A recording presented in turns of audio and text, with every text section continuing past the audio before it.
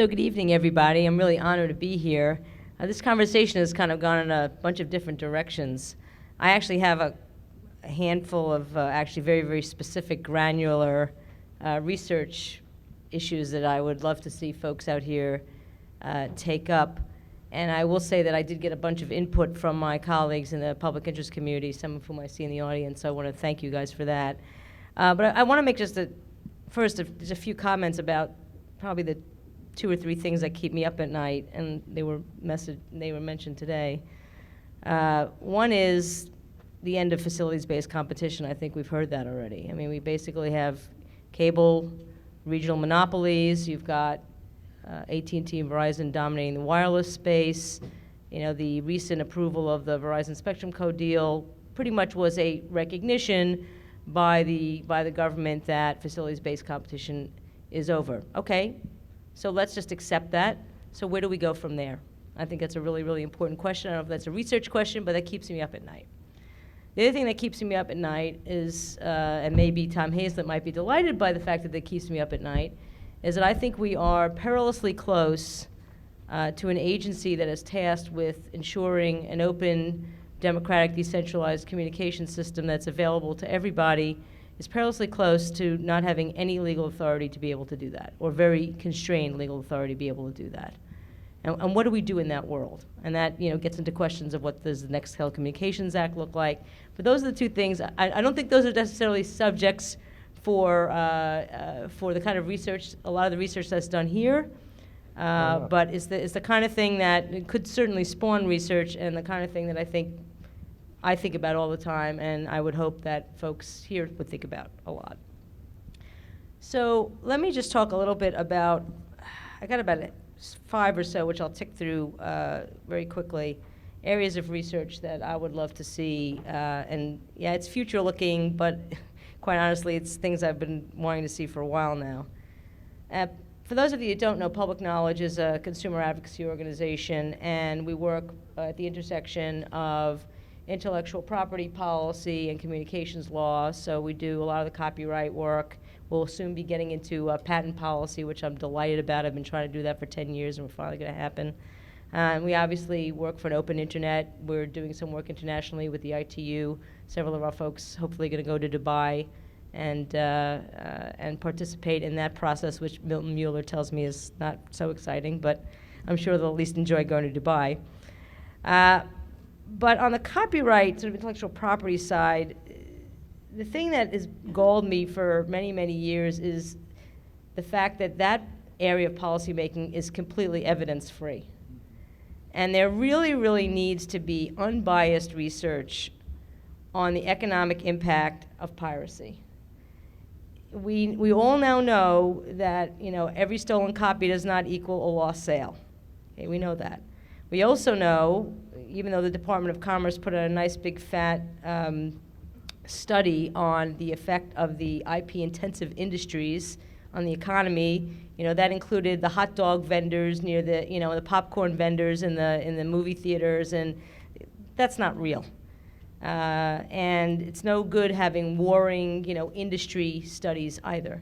So we really need some, you know, unbiased research on what is the actual effect? What is, when somebody steals something, what is the impact? Or when somebody shares something on a peer-to-peer network, maybe the impact is positive.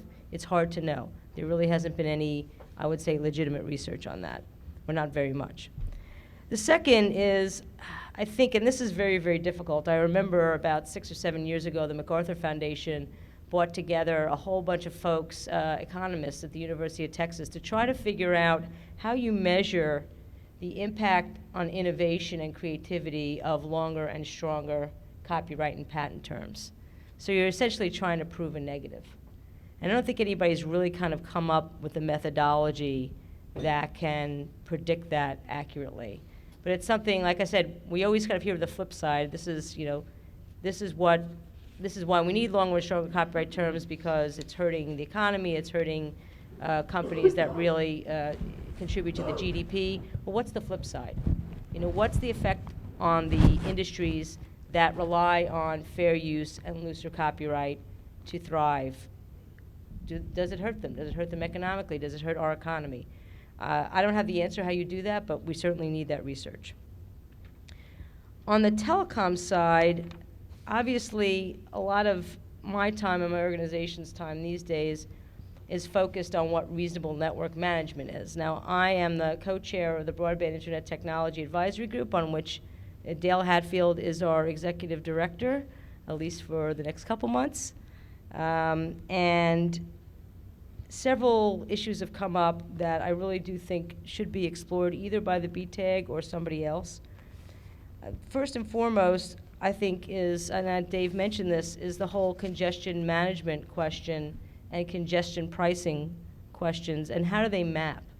Are the congestion pricing mechanisms that are used today, do they really resolve the congestion issues? What's the correlation? I think we need to know more about what the broadband operators are doing, why they're doing it, how they set, for example, with broadband caps, why do they set them where they set them? How do they determine how they should be changed? And do they actually address the congestion problem? And if they don't address the congestion problem, what problem or what issue are they trying to address?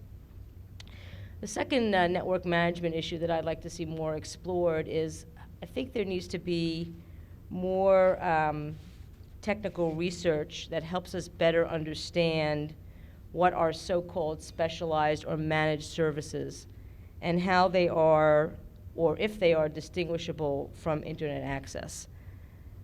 Again, several issues have come up where ISPs have claimed that they've favored certain applications, but these are managed networks and therefore they're not subject to the network neutrality rules.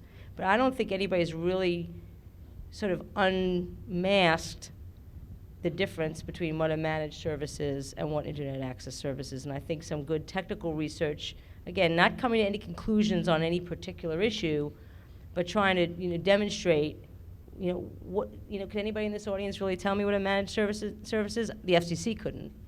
That doesn't mean anything, but I think there's a lot of confusion and a lot of obfuscation, purposeful or not, that really could be unmasked. The last issue that I think is really ripe for research, and I have many more, but I only have 10 minutes.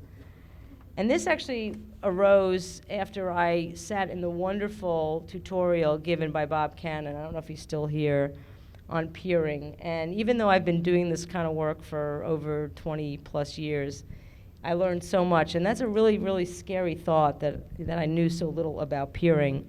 And I actually think that many policymakers know very, very little about peering. I think they know very little about the traffic flow on that peering. I think they know very little about the effect of consolidation on that peering. So Bob kind of walked us through like the 3 different periods of peering, and how it used to sort of be a very open and friendly and very competitive market, and then sort of things have kind of changed and people are trying to extract more rents out of peering now. It's a very different environment, and I asked him the question, I said, so what? Does it matter? How does it affect consumers? How does it affect edge providers? I have no idea. And I think there's just has been very, very little research into the effect of consolidation and the traffic flows. And it impacts a lot of things.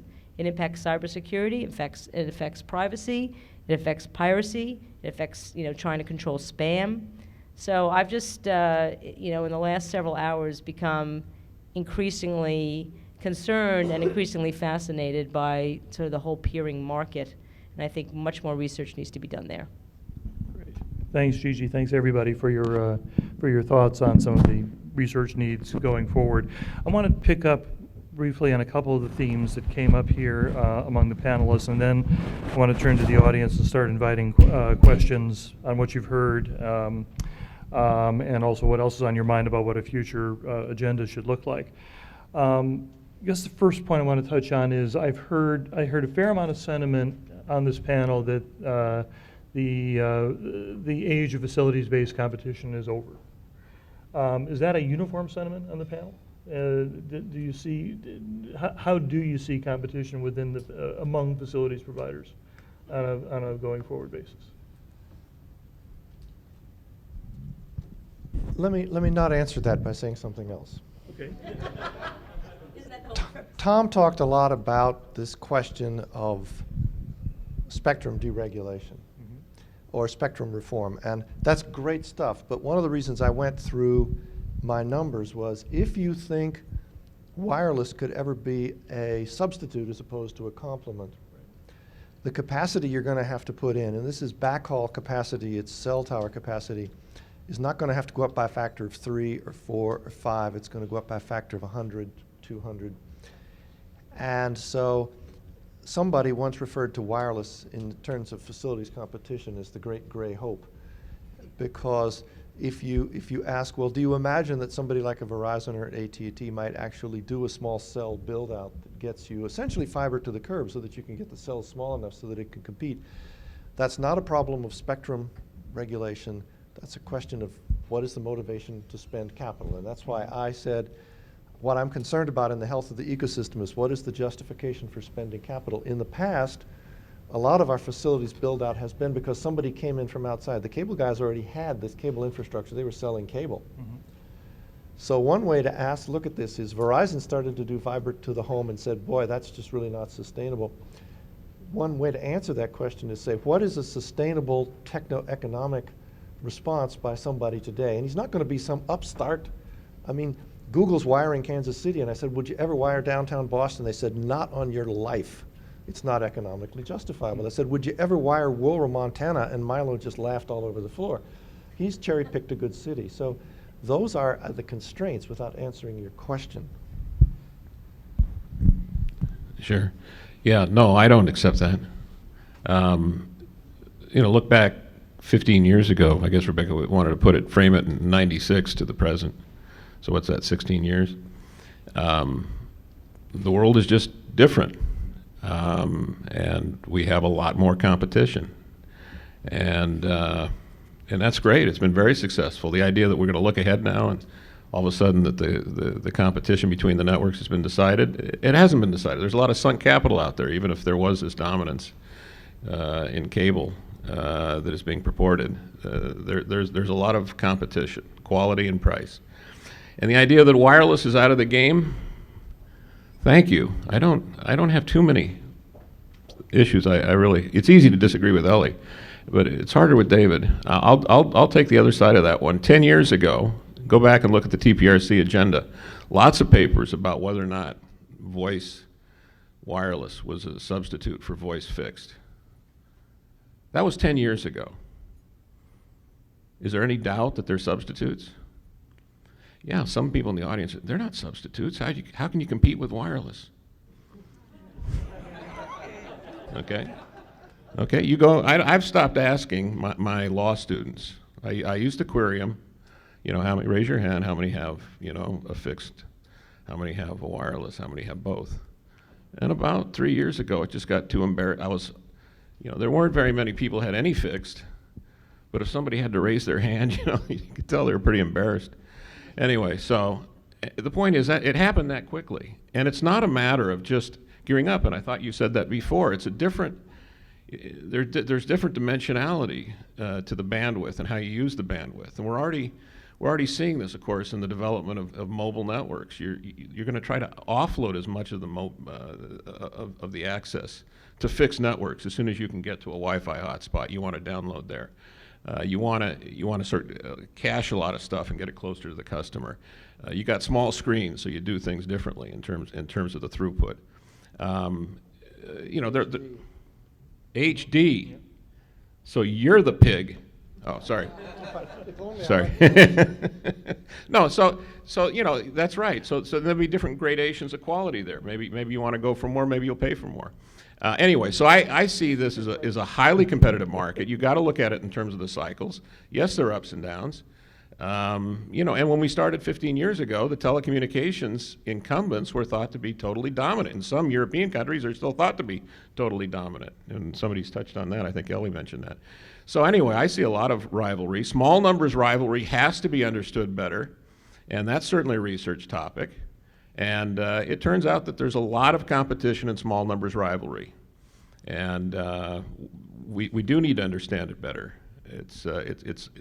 But this is not a world in which we're going to see perfect competition.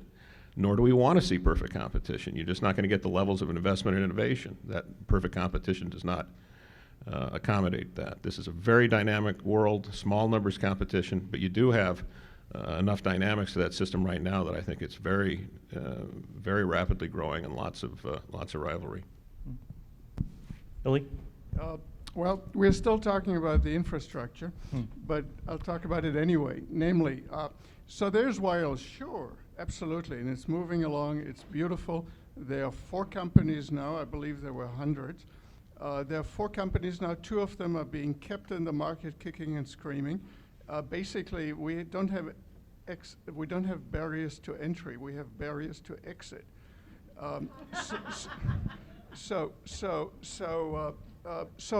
eventually this thing will shake down, partly because, kind of echoing a bit on Dave's point, see, the wire line does not stand still, and it becomes, through fiber, ever more significant, powerful, and people are using it in ever faster ways.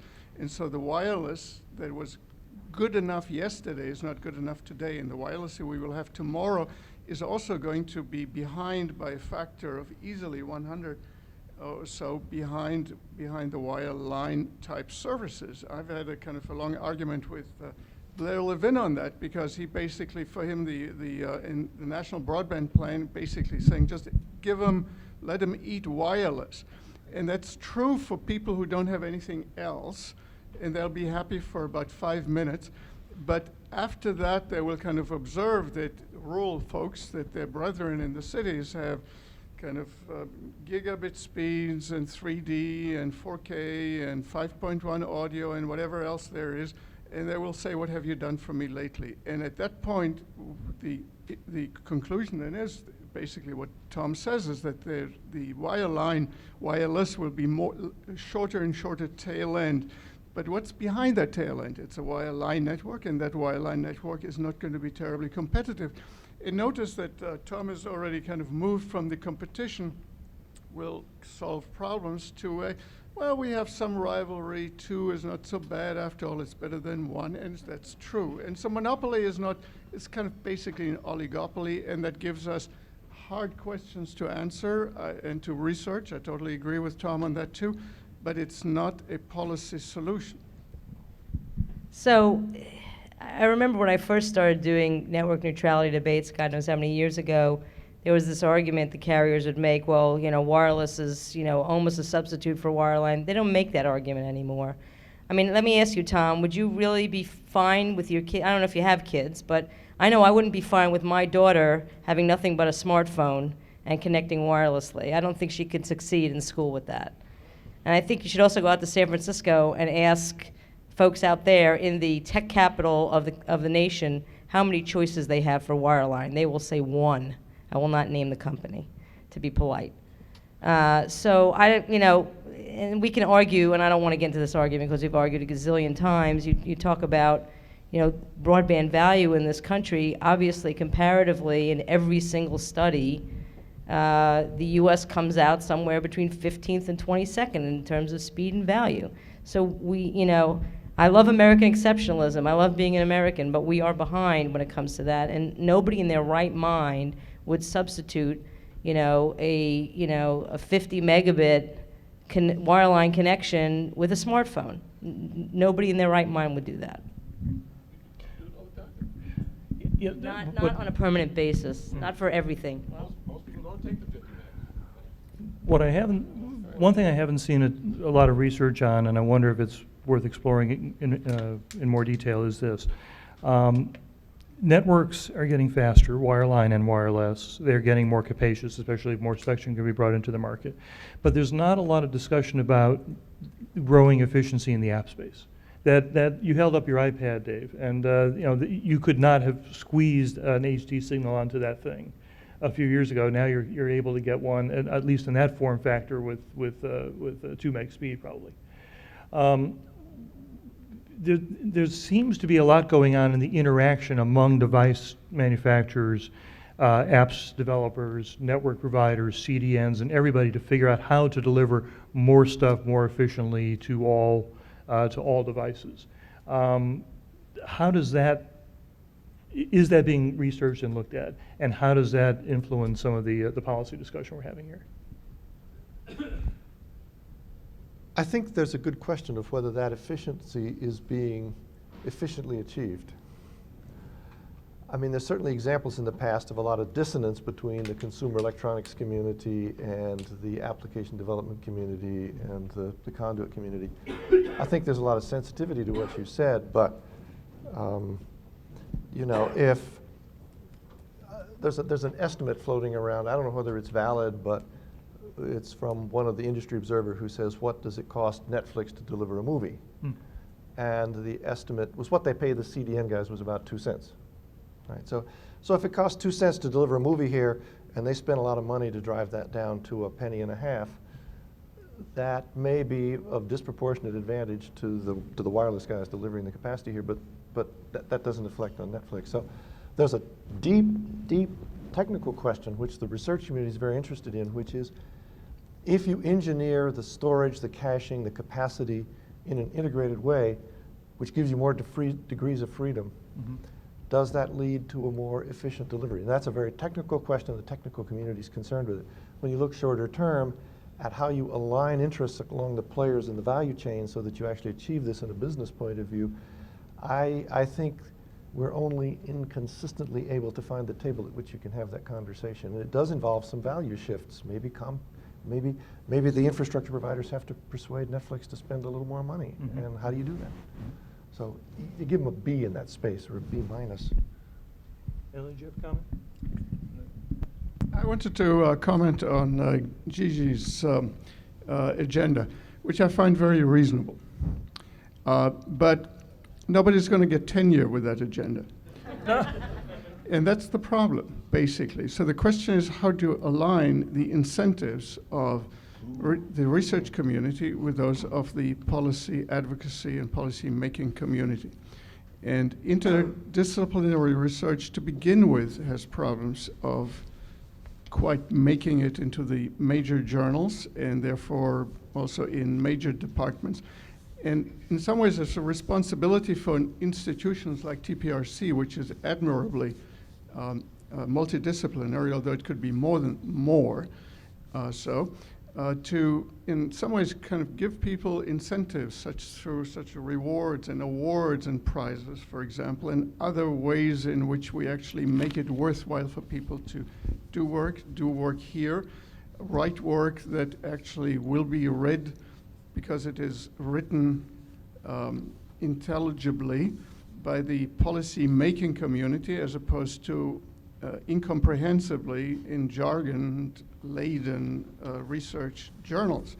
But for young researchers, that is the path of their career, and that is the problem. And in a way, giving somebody $5,000 or so to write a paper is not going to solve that problem, because anytime that something gets paid for and bought for and so on, people will automatically discount it as paid for research, or you selected the messenger because you liked his message. I just want to make a comment along those lines. I do think that one of the great, I wouldn't call it tragedy, that's too strong a word, but I think it is unfortunate that the FCC really doesn't have its own independent research arm.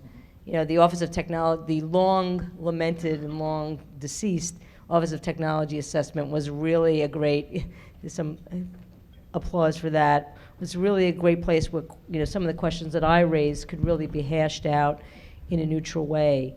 And, you know, perhaps it's for a matter of resources or lack of interest. We don't have a body like that in government that could sort of serve as that research arm. And it's problematic because you're right, what you end up getting is, you know, warring bought and paid for research. My organization is bought and paid for research. So it's really unfortunate. I think it really diminishes the policymaking process. Gigi, you alluded to the to BTEC that you're currently co-chairing, and I think it was Ellie that mentioned that more research on the policymaking and policy administration process are important. So much, my impression is so much happens in the multi-stakeholder space with IETF and ISOC and the others, IGF, the Internet Governance Forum. I notice a large, actually I think probably the largest number I can recall of papers this year on governance. And we're staking a lot internationally on the role that multi-stakeholder organizations should play. That's what the Battle of Wicked is all about. What more do we need to develop in that space for, among other reasons, to get the nations that are inclined to turn to the ITU and say, I can win votes here, versus I want to create I consider myself part of a global internet, and I want to be a more effective player in this community. How do we bring that community in? Is that? I don't, that's not research, that's money. Yeah. I mean, you have, among some of the problems with multi-stakeholder processes, and I think as an idea, it's a great idea, but in practice, it's lacking. One is, I met recently with a delegation from Brazil, and they've got great multi-stakeholder processes. They're great believers in the multi-stakeholder process, but they're very concerned less about themselves, because they're actually quite a wealthy country, but with other global south and developing countries' inability to participate because of resources. It's the same problem with civil society. Okay, nobody's paying groups like mine to go to the wicket. We're gonna have to try to fund it ourselves somehow. And we can't be members of IETF and every other multi-stakeholder group that's out there. So to me, it's less of a research question than a resource question. And I think without the full participation of all stakeholders, multi-stakeholder governance will always kind of have that knock against it. And I think that's why you're seeing global south countries from Africa and other places be putting in proposals to the ITU that kind of evidence that they feel left out. Mm-hmm. But I would ask a political science question in this context. If you look at the multi-stakeholder process, people, no matter what they say, are going to gravitate to the locus where they think the real authority of power lies. And I think a lot of people hope that somehow we would see in the wicket process an identification of a locus of some authority.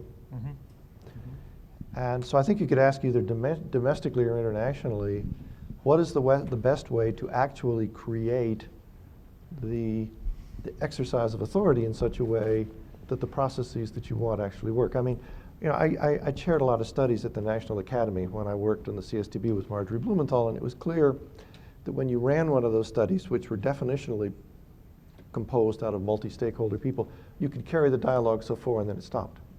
And the reason is the national academies do not have authority, and people weren't, in the end, going to put their ultimate bargaining position on the table in a venue where that didn't lead to an authoritative resolution. They wanted to take it to Congress, they wanted to lobby it, they wanted to take it to the back corridors. If you can think in a political sense about where the authority should be vested, you can change the process of bringing multi-stakeholders to the process. And that is a political science research question. Good. I want to open things up to questions here. We've got about 15 minutes to go. And oh, I'm sorry. But after Tom makes his comment, then I'll start over here. Still on? Sorry. Sorry to wake you up. So yeah, Gigi raises a good question. Do I have kids? I had to check my smartphone startup screen. So yeah, there they are. Looks like I have two of them. They're girls, and I'll tell you their names if you give me another minute here. Anyway. So here's our situation. Yeah, we have 1 megabit per second DSL. You sure, Tom? Well, it's on my smartphone. So yeah, we got 1 megabit, and we have satellite television. That dumps a lot of bits on us. And according to the theory, well, we're just that's backwaters, man. You don't even have 30 megabits. And I don't think GDP is negatively affected by that situation. And by the way, I think that the target for us is to keep the girls offline.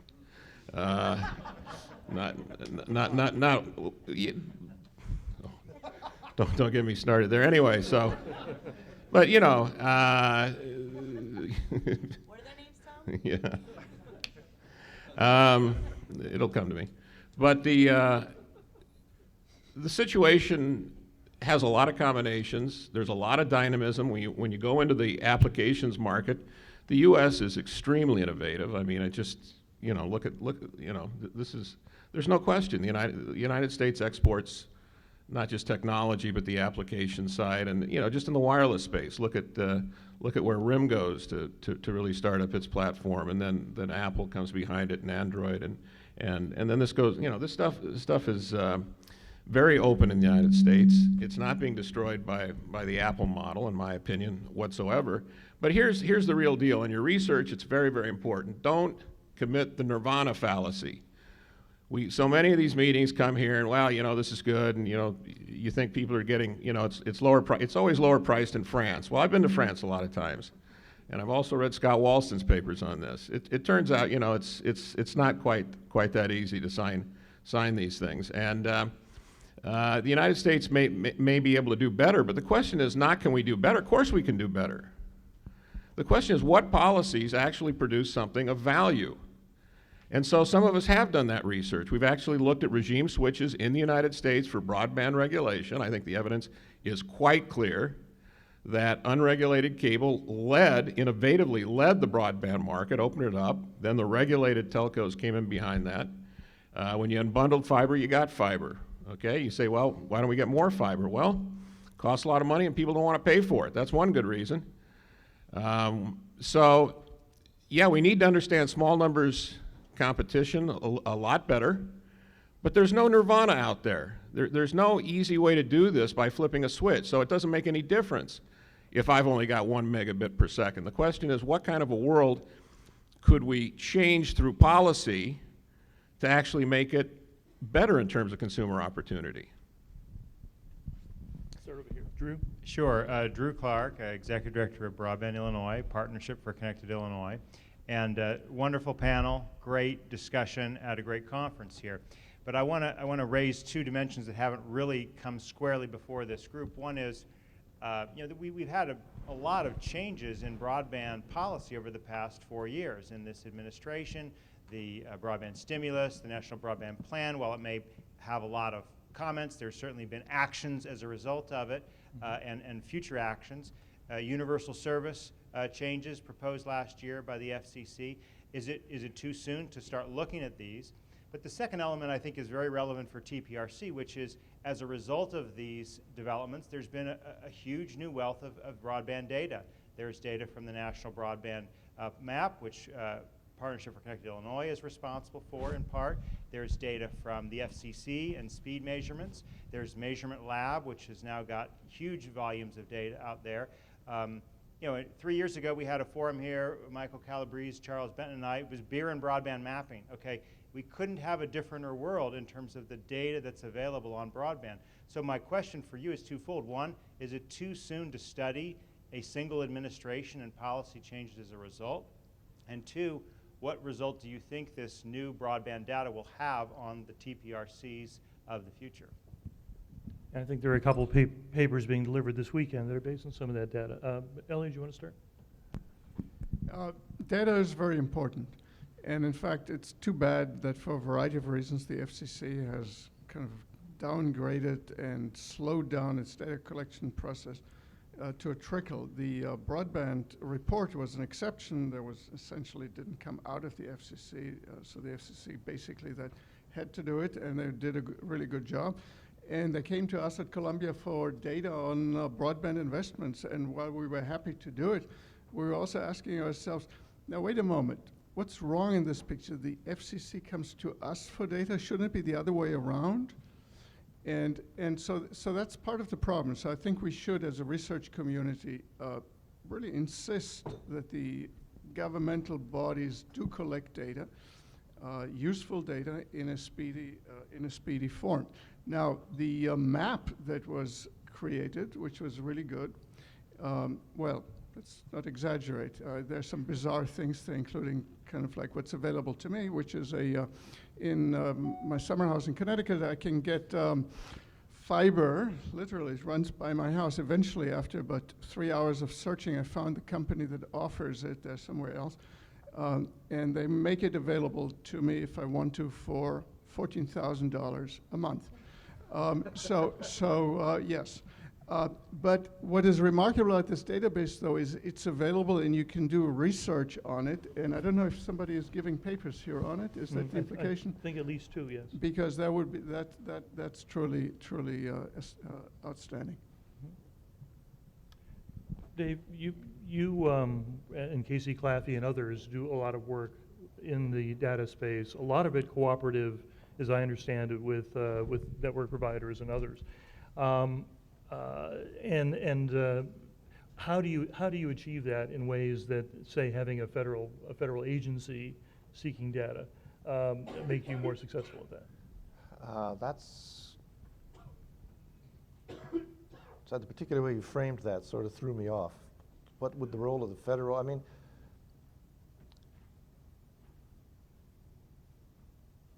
I'm not even sure I know how to answer that. Let me explain why I don't know how to answer it. Sure. Part of the conversation of bringing a federal actor in is that it seems to create a presumption both of he will be the neutral actor, but there's also a sense of compulsion there. Mm-hmm. And certainly what we have done, and I think what Casey tries to do at CADA, is work cooperatively with people to say, how can we take your data and learn something useful from it in occasion? We have signed NDAs to try to boil this down so we get an industry picture as opposed to a firm picture. And yeah, we're going to present a paper on that on Sunday. Mm-hmm. It's very hard. In some cases, the actors themselves don't have the data that we want.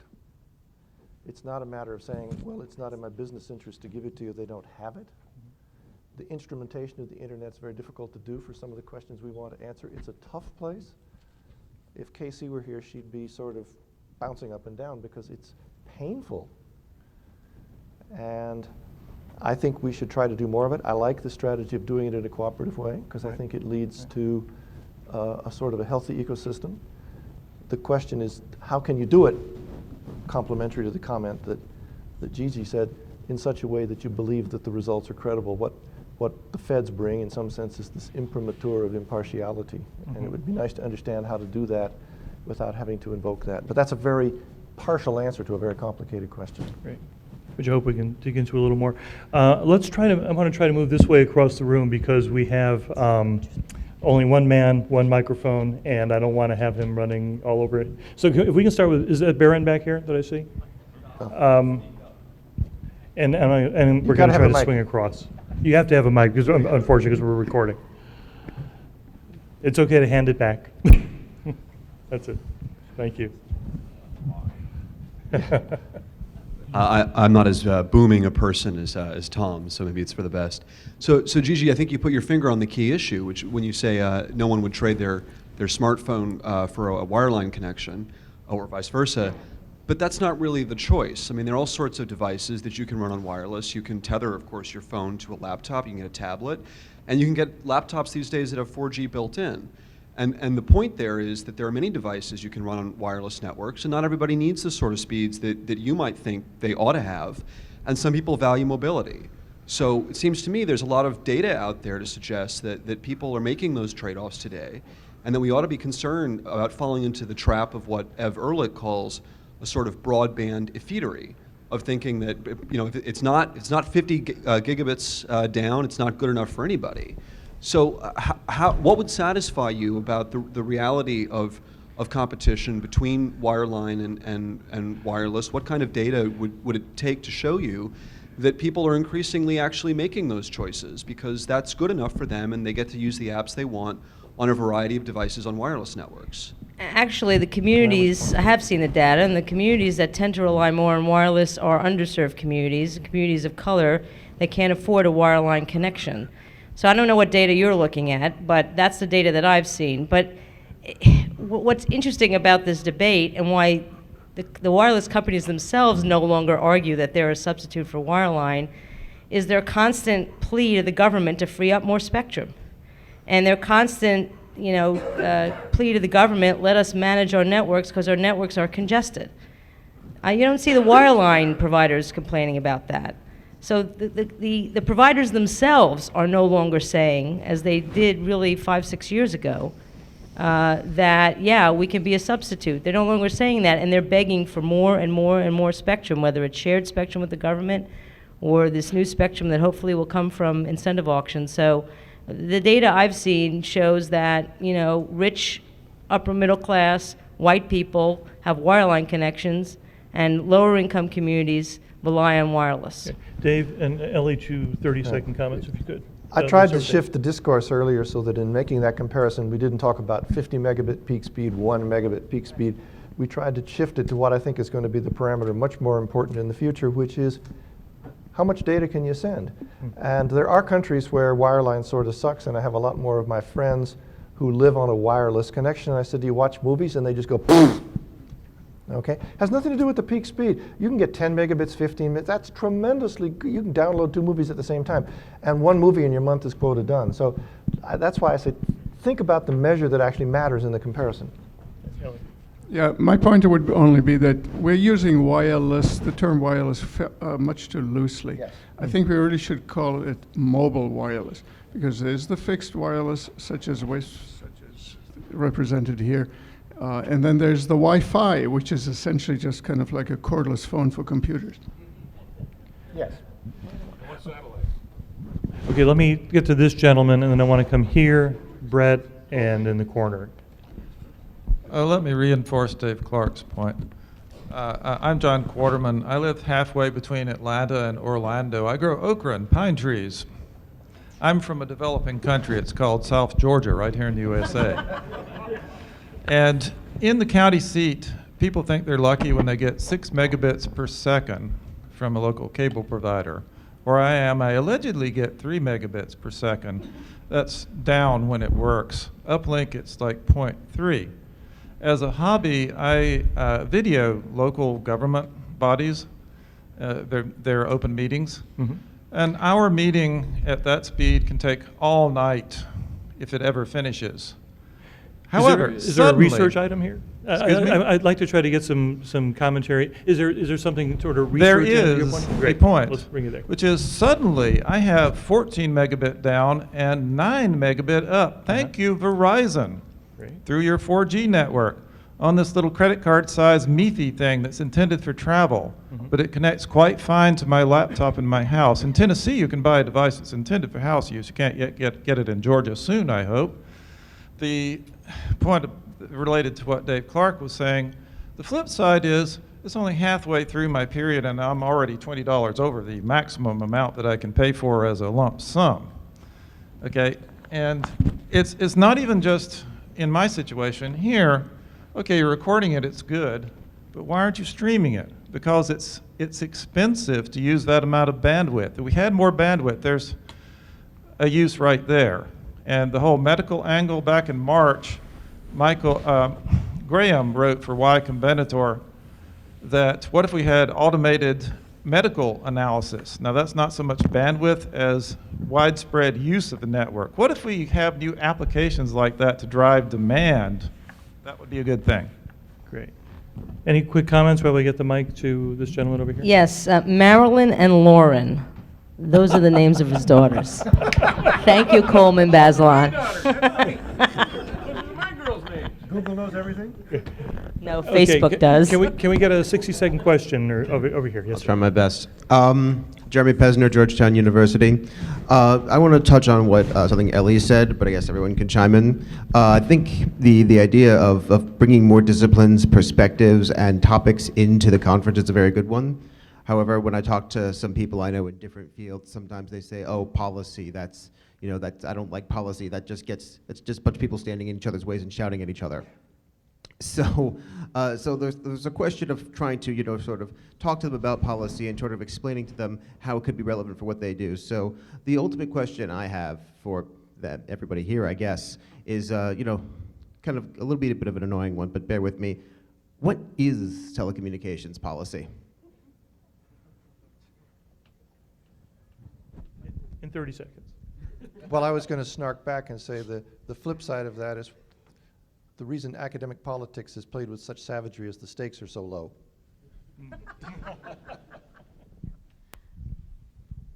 It's the rules, how they're made, how they work.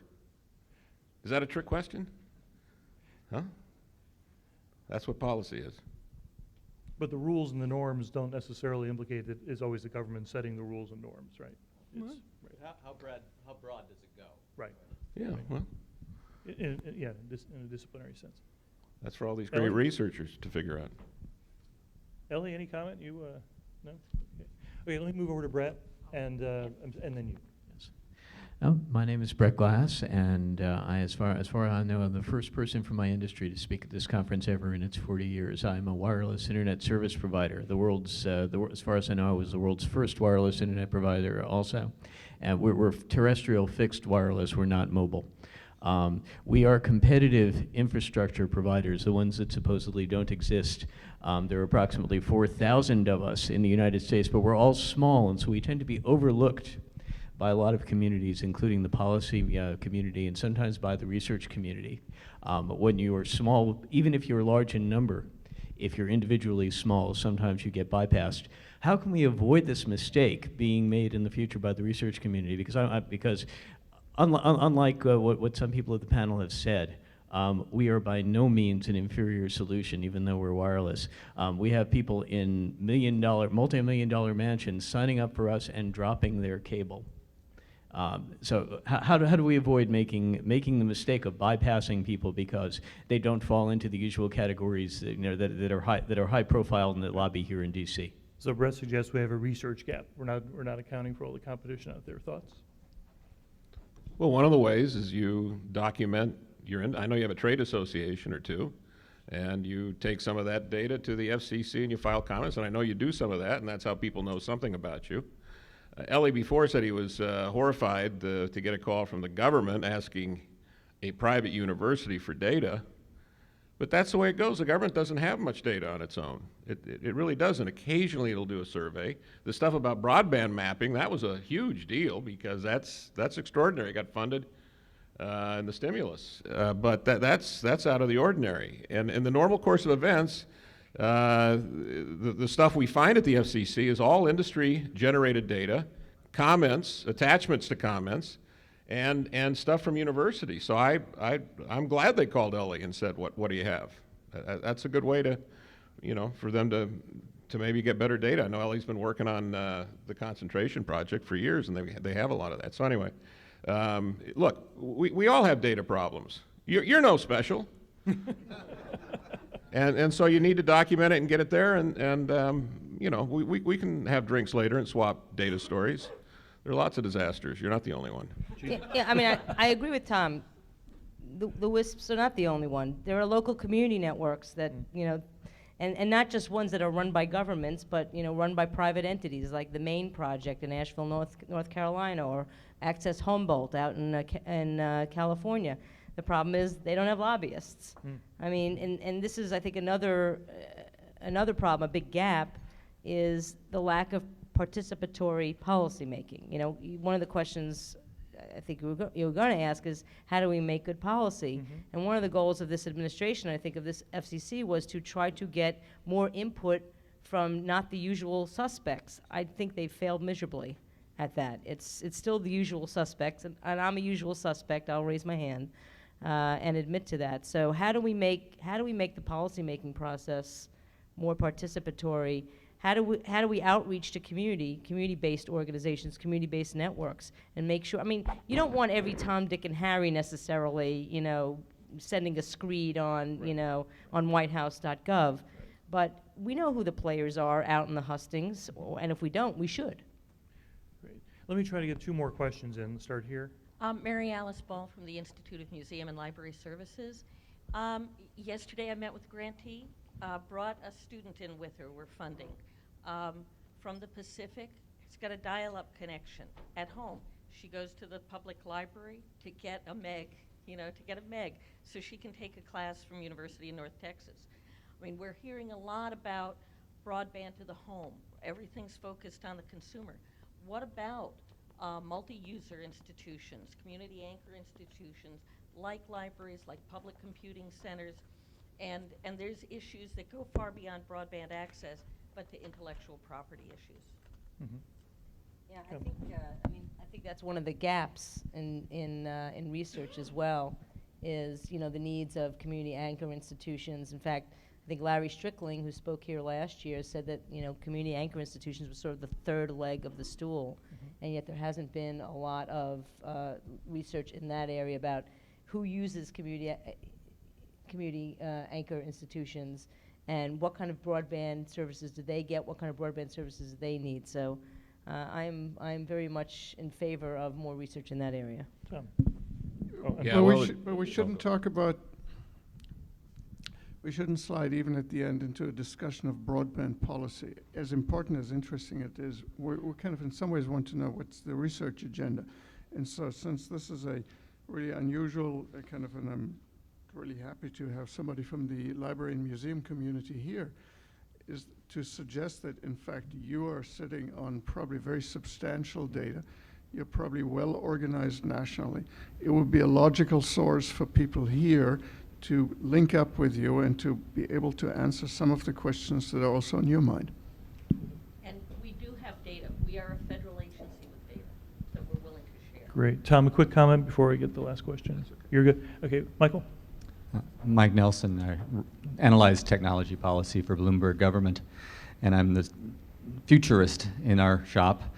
So I'm going to give you a scenario in the future.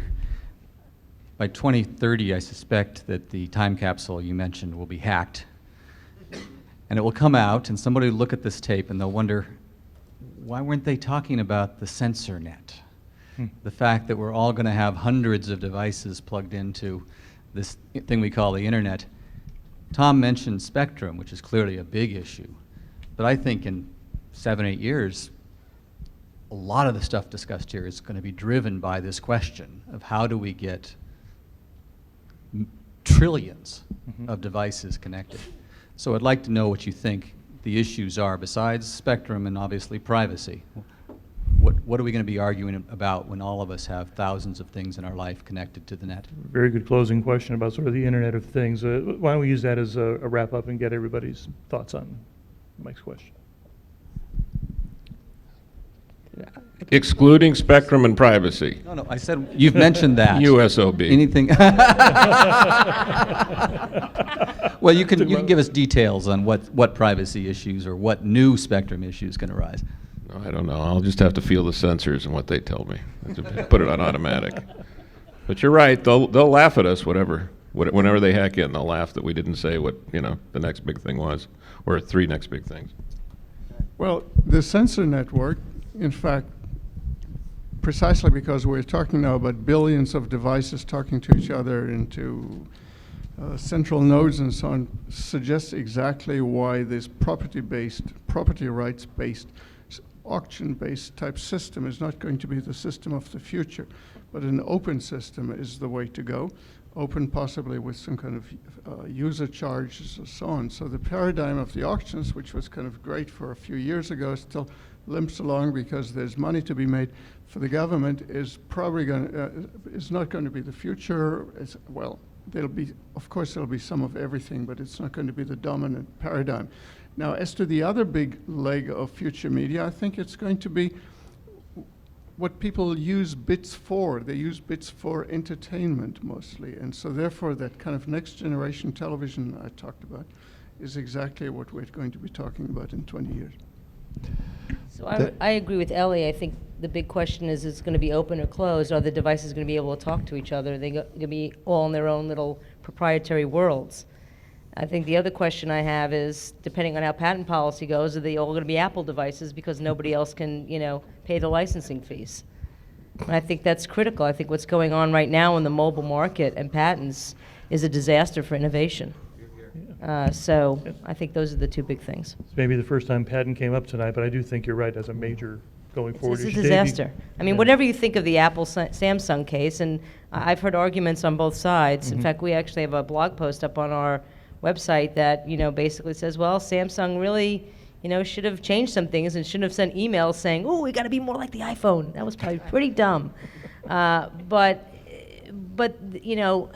the fact that a phone with rounded corners or an icon can be patented, you got to think to yourself, something is a little bit amiss here.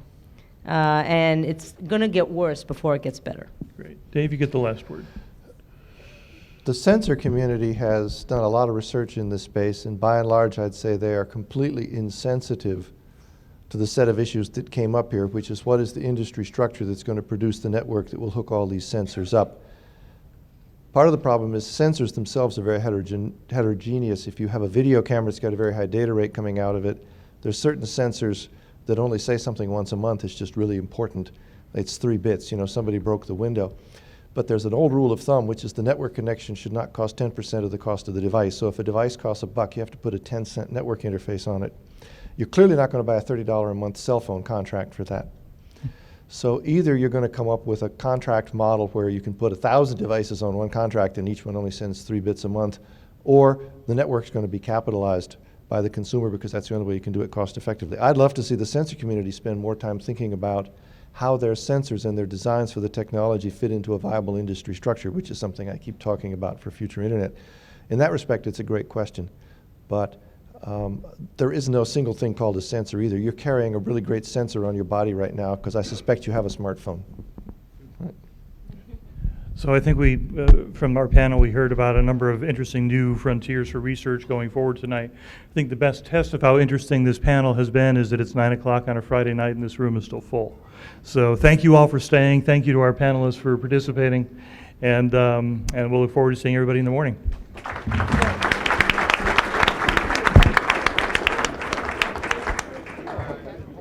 Sorry, Charles. I'll talk to you tomorrow. I hope. Yeah. Mike, nice meeting you. See you tomorrow, maybe.